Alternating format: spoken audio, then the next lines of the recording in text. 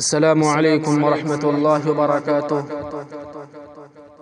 الحمد للہ وکفى وسلام على عباده الذين اصطفى، اما بعد فاعوذ باللہ من الشیطان الرجیم، بسم اللہ الرحمن الرحیم۔ فقد قال الله تبارك وتعالى في كلامه الناطق، اعوذ باللہ من الشیطان الرجیم، بسم اللہ الرحمن الرحیم۔ ولا تقربوا الزنا إنه كان فاحشة، وقال الله تبارك وتعالى إن الله لا يغير ما بقوم حتى يغيروا ما بأنفسهم، صدق الله العظيم۔ معزز سامعین کرام، میرے عزیز ساتھیوں، محترم بھائیوں، واجب التکریم بزرگوں، میرے پیارے بچوں، آپ تمام لوگوں کا تہے دل سے، دل کی گہرائیوں سے شکر گزار ہوں اور مبارکباد پیش کرتا ہوں کہ الحمدللہ ثم الحمدللہ، آپ لوگ بڑے ہی اچھے انداز میں اور بہت ہی خوبصورتی کے ساتھ، دل جمعی کے ساتھ، اطمینان اور وقار کے ساتھ، اخلاص کے ساتھ میری بات کو سن رہے ہیں۔ دعا کریں کہ اللہ رب العزت اسی طریقے سے دین کی بات کہنے اور سننے کی اور خصوصاً اس پر عمل کی توفیق عطا فرمائے۔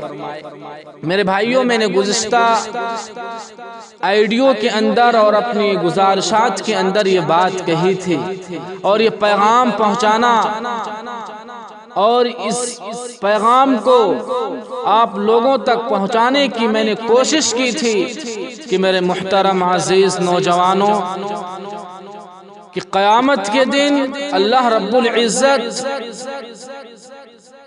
یہ سوال قائم کرے گا کہ تو نے اپنی زندگی کہاں گزاری، تو نے اپنی جوانی کہاں گزاری۔ اسی طریقے سے اللہ رب العزت 5 چیزوں کے بارے میں یا 6 چیزوں کے بارے میں سوال کرے گا اس وقت جب ابن آدم کے قدم زمین پکڑ لے گی۔ تو میں نے کہا تھا کہ اللہ رب العزت تجھ سے تیری جوانی کے بارے میں سوال کرے گا۔ میرے بھائیوں، ہم اپنی زندگی کہاں گزارتے ہیں؟ ہم اپنی زندگی کو کہاں گزارتے ہیں؟ میرے بھائیوں، آج تو سب کچھ ہمارے لیے گناہوں کے اڈے بن چکے ہیں۔ شراب کے اڈوں کو ہم آباد کریں، زنا کے اڈوں کو ہم آباد کریں، لیکن تجھے خبر نہیں نوجوان، تجھے خبر نہیں، تجھے معلوم نہیں، تجھے پتہ نہیں کہ یہ پہلی اور آخری مرتبہ دی جانے والی زندگی جو تیزی کے ساتھ برف کی طرح پگھل رہی ہے، اللہ رب العزت تیری اس جوانی کے بارے میں تجھ سے سوال کرے گا۔ یہ پیغام میں پہنچا چکا ہوں اور آگے پہنچانے کی کوشش کروں گا۔ امید ہے کہ آپ حضرات بغور سنیں گے۔ اور تیری یہ چر چلنے والی تیری یہ زبان، میرے نوجوان، جو آج تو سب کو لاجواب کر دیتا ہے، اس زبان پر میرا اللہ مہر لگا دے گا۔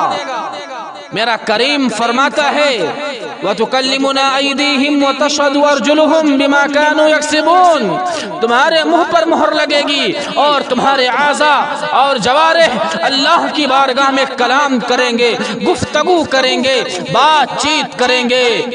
جسم کا بال بال بول پڑے گا، آنکھیں بولیں گی اللہ اس نے کسی کو دیکھ کر آنکھوں کا زنا کیا تھا، ہاتھ کہیں گے اللہ مجھ سے فلاں کام کیا تھا، پیر کہیں گے اللہ مجھ سے چل کر فلاں جگہ گیا تھا۔ اے میری قوم کے نوجوانوں، کتنے نازک اور کمزور ہیں ہم، اگر ہمیں مچھر کاٹے تو ہم بے چین ہو جاتے ہیں اور کتا ہم پر دوڑ پڑے تو ہم بے چین ہو کر بھاگنے لگتے ہیں۔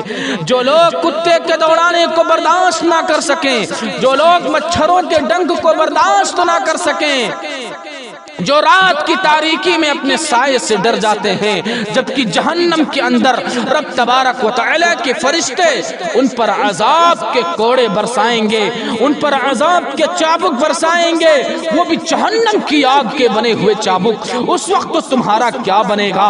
آج اپنی جوانی پر اترا رہے ہو، ایک وقت آئے گا رب کی بارگاہ میں تمہاری جوانی کے متعلق تم سے سوال کیا جائے گا، تم سے پوچھا جائے گا۔ آج میری قوم کے نوجوان کتنے ایسے نوجوان ہیں جو کہتے ہیں جس جوانی کے اندر لڑکیوں سے دوستی نہیں، جس جوانی کے اندر کوئی جی ایف نہیں، وہ جوانی کیا کام کی ہے، وہ جوانی میں لطف کیا ہے؟ اے میری قوم کے جوانوں، اگر یہ بات کوئی کافر کہتا شاید ہمیں تعجب نہ ہوتا، لیکن یہ بات تو کہہ رہا ہے جس کے لیے زلف واللیل کے سائے اور رخ والضحی کے جلوے بیان کیے گئے، آج اس مصطفیٰ کریم کی عظمتوں کو بھول کر کے کسی کے زلف و رخسار کی بات کر رہا ہے۔ مجھے بتاؤ تو صحیح، اے میرے پیارے آقا صلی اللہ علیہ وسلم کے پیارے دیوانوں، اگر تو زنا کے اڈے سے واپس آئے اور تجھ سے تیری ماں پوچھ لے کہ بیٹا کہاں سے آ رہا ہے، تو اپنی ماں کو جواب دینے کی طاقت نہیں رکھتا۔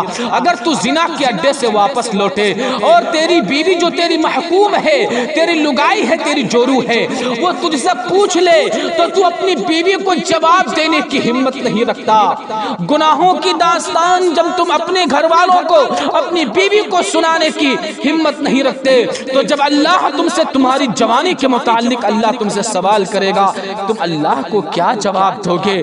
اس دن کے لیے کیا تیاری ہے؟ سیدنا ابو بکر صدیق رضی اللہ تعالیٰ عنہ کی شہزادی حضرت اسماء رضی اللہ تعالیٰ عنہ کہتی ہے کہ میرے بابا اللہ کے رسول کے ساتھ ناشتہ کر رہے تھے، سرکار نے فرمایا ابو بکر یہ جو ناشتے کے لقمے تیرے منہ میں جا رہے ہیں، کل قیامت کے دن اللہ اس کے متعلق تجھ سے سوال کرے گا، اس کے متعلق بھی پوچھے گا۔ صدیق اکبر نے عرض کی یا رسول اللہ جو لقمے کھا رہے ہیں اس کے بارے میں بھی پوچھا جائے گا؟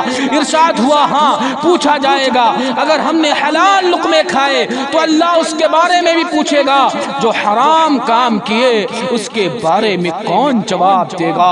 اس لیے حضرت علی رضی اللہ تعالی عنہ کہتے ہیں کہ میں نے تمہاری دنیا سے ہاتھوں کو اٹھا لیا ہے، میں نے تمہاری دنیا سے ہاتھوں کو سمیٹ لیا ہے، اس لیے کہ جس کے حلال پر حساب ہے اور جس کے حرام پر عذاب ہے، اس دنیا میں میں ہاتھ کیسے ڈالوں؟ یہ حضرت علی رضی اللہ تعالی عنہ کا قول ہے۔ میں نے دنیا کو 3 طلاق دے دیا ہے، اس لیے کہ جس کے حلال پر حساب ہو اور جس کے حرام میں عذاب ہو تو اس کو استعمال کیسے کیا جائے، لیکن حلال کا حساب حضرت علی جیسا حساب دینے سے ڈر رہا ہے۔ اور ہم وہ بھی حرام کے بارے میں حساب کیسے دیں گے؟ وہ بھی زنا کے بارے میں، وہ بھی شراب کے بارے میں، وہ بھی جھوٹ کے بارے میں، وہ بھی جوئے کے بارے میں، وہ بھی فون پر لمبی لمبی گفتگو جو ہم نے لڑکیوں سے ناجائز اور حرام کی ہے۔ ہم اللہ کو کیا منہ دکھائیں گے؟ کیا تمہیں مرنا نہیں ہے؟ کیا تم زندگیاں لکھوا لائے ہو؟ مجھے بتاؤ، یا پھر تم نے اللہ تعالی سے یہ لکھوا لائے ہو کہ اللہ تمہاری رعایت کرے گا، وہ تم سے حساب لینے میں رعایت کرے گا؟ اللہ اکبر! ارے میں اور تم کیا ہے؟ اگر اللہ تبارک و تعالی بڑے بڑے صالحین سے پوچھ لے تو وہ جواب دینے کی ہمت نہ کریں، بڑے بڑے اللہ والوں سے اگر پوچھ لے تو وہ جواب دینے کی ہمت نہ کریں۔ اللہ پر کچھ واجب نہیں، کچھ لازم نہیں۔ ہم سمجھتے ہیں کہ 5 وقت نماز پڑھ کر جنت میں جائیں گے، رمضان شریف کا صرف روزے رکھ کر جنت میں جاؤ گے۔ آپ سمجھتے ہو کہ صرف 5 وقت نماز پڑھ کر جنت میں جاؤ گے، رمضان شریف کے روزے رکھ کر صرف جنت میں جاؤ گے۔ وہ اللہ ہے، اس کی خفیہ تدبیر سے بچو۔ اگر وہ پوچھ لے تو بڑے بڑے نیکوں کو کھڑا کر دے، بڑے بڑے پرہیزگاروں کی بخشش نہ کرے۔ اس پر کچھ واجب نہیں، اس پر کچھ لازم نہیں، بخش دے اس کا کرم ہے، پکڑ لے اس کا عدل ہے۔ اللہ ہمیں بھی اور آپ کو زندگی اچھی طریقے سے گزارنے کی توفیق عطا فرمائے، جوانی کی قدر کرنے کی توفیق عطا فرمائے، جوانی میں زیادہ سے زیادہ عبادت کرنے کی توفیق عطا فرمائے۔ آمین وآخر دعوانا الحمدللہ رب العالمین۔